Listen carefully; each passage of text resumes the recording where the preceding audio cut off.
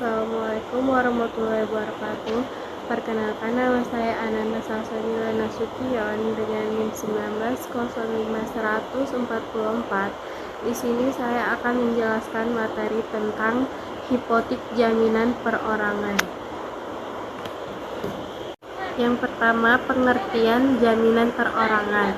Jaminan perorangan adalah suatu perjanjian dengan mana seorang pihak ketiga guna kepentingan si berpiutang mengikatkan diri untuk memenuhi perikatan si berutang manakala orang ini tidak memenuhinya.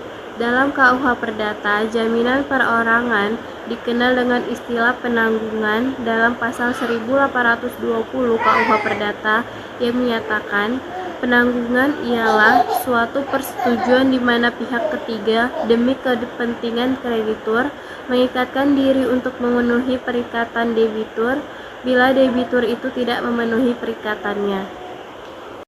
Tujuan jaminan perorangan.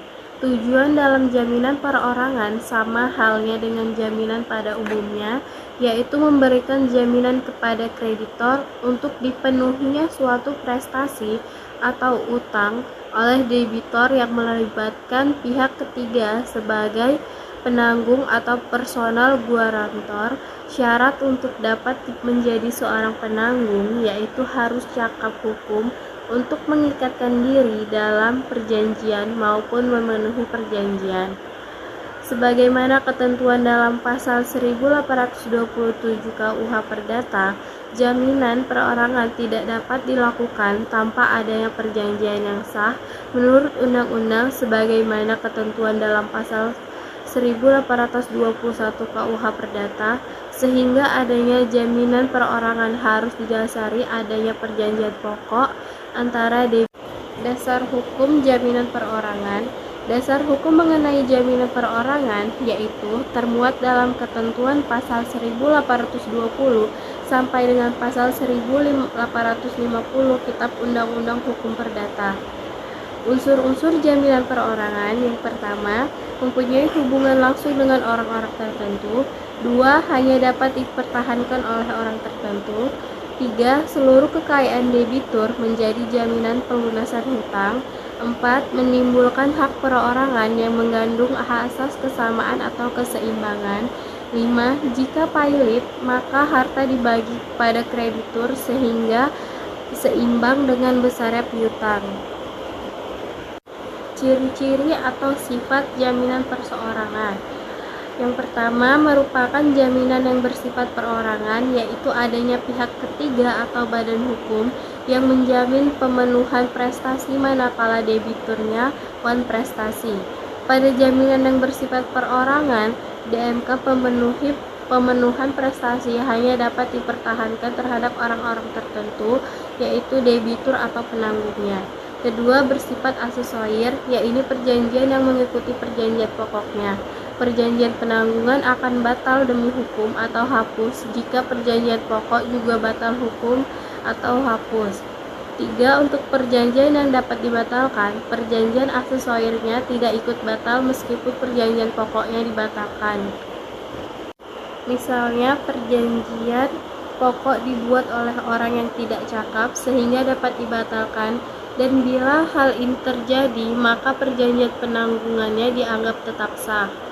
Yang keempat, bersifat sepihak, di mana hanya penanggung yang harus melaksanakan kewajiban, tetapi ada kalanya kreditur menawarkan suatu prestasi sehingga pihak ketiga mau menjadi penanggung, dan dalam keadaan demikian perjanjian bersifat timbal balik.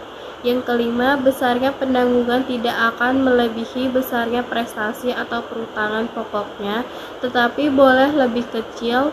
Jika penanggung lebih besar, maka yang dianggap sah hanya yang sebesar utang pokok. Yang keenam, bersifat subsidiair. Jika ditinjau dari sudut cara pemenuhan prestasi, hal ini berdasarkan pasal 1820 BW bahwa penanggung mengikatkan diri untuk memenuhi perutangan debitur manakala debitur sendiri tidak memenuhinya. Ini berarti penanggung hanya terikat secara subsidiair karena hanya akan melaksanakan prestasi jika debitur tidak memenuhinya, sedangkan debitur yang harus tetap bertanggung jawab atas pelaksanaan prestasi tersebut. Dan setelah penanggung melaksanakan prestasi, maka ia mempunyai hak regres terhadap debitur. 6. Beban pembuktian yang ditunjukkan ke si berutang dalam batas-batas tertentu juga mengikat si penanggung.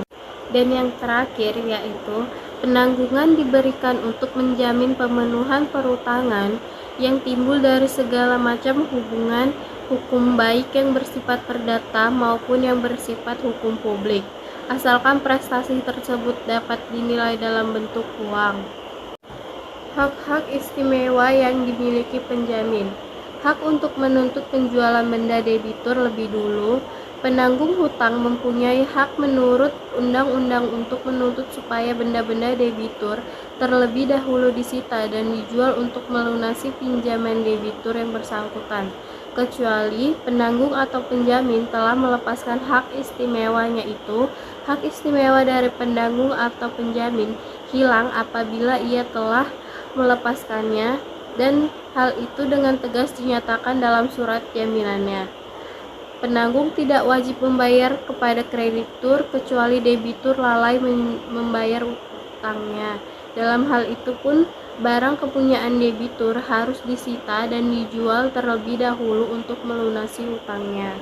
Yang kedua yaitu hak untuk membagi-bagi utang. Dalam hal terdapat beberapa orang atau pihak sebagai penanggung atau penjamin untuk seorang debitur dan hutang yang sama, maka menurut undang-undang mereka terikat untuk seluruh hutang tersebut. Masing-masing penanggung atau penjamin pada pertama kalinya ia digugat di muka hakim dapat menuntut supaya kreditur lebih dahulu membagi piutangnya dan mengurangi hingga bagian masing-masing penanggung atau penjamin yang terikat secara sah. Hak untuk membagi hutang ini hilang apabila penanggung atau penjamin telah melepaskannya. Jika beberapa orang telah mengikatkan diri sebagai penanggung untuk seorang debitur yang sama dan untuk utang yang sama, maka masing-masing penanggung terikat untuk seluruh utang itu. Yang ketiga yaitu hak untuk mengajukan eksepsi. Penanggung atau penjamin dapat menggunakan segala tangkisan atau eksepsi yang dapat dipakai oleh debitur utama terhadap kreditur dan mengenai hutangnya yang ditanggung itu sendiri. Terhadap kreditur itu, penanggung utang dapat menggunakan segala tangkisan yang dapat dipakai oleh debitur utama dan mengenai utang yang ditanggungnya sendiri. Akan tetapi, ia tidak boleh mengajukan tangkisan yang semata-mata mengenai pribadi debitur itu. Pasal 1847 KUH Perdata.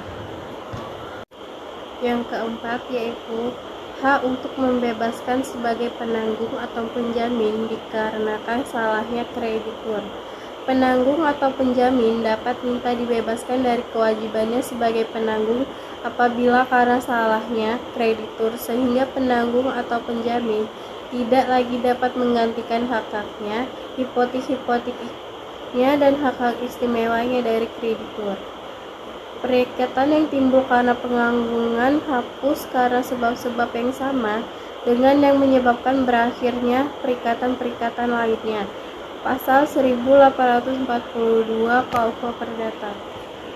Yang kelima yaitu melakukan penjumpaan utang sebagaimana dimaksud dalam pasal 1432 KUH Perdata. Penjamin berhak melakukan penjumpaan utang antara kreditur dan debitur. Dengan demikian bisa menyebabkan utang debitur kepada kreditur lunas karena debitur punya piutang yang besarnya sama dengan utangnya kreditur. Yang keenam, atas permintaan penjamin, kreditur tidak diwajibkan menjual ataupun menyita harta debitur. Pasal 1833 KUH Perdata. Ketujuh, hak meminta pemecahan terhadap utang yang ditanggung secara bersama-sama. Dalam hal ini, yang bertindak sebagai penjamin terdiri dari beberapa orang atau beberapa perusahaan. Para penjamin tersebut berhak meminta pemecahan terhadap utang yang ditanggung secara bersama-sama sesuai dengan proporsinya masing-masing. Pemecahan kewajiban pemenuhan utang oleh penjamin tersebut dapat dilakukan inisiatif dari kreditur. Pasal 1837 sampai 1838 KUH Perdata. Berakhirnya jaminan perorangan. Di dalam pasal 1381 KUH Perdata ditentukan 10 cara berakhirnya perjanjian penanggungan utang, yaitu 1. Pembayaran, 2. Penawaran pembayaran tunai diikuti dengan penyimpanan atau penitipan, 3. Pembaharuan utang, 4. Penjumpaan utang atau kompensasi, 5. Pencampuran utang, 6. Pembebasan utangnya, 7. Musnahnya barang yang berutang, 8. Kebatalan atau pembatalan, 9. Berlakunya suatu syarat batal, 10. Lewatnya waktu.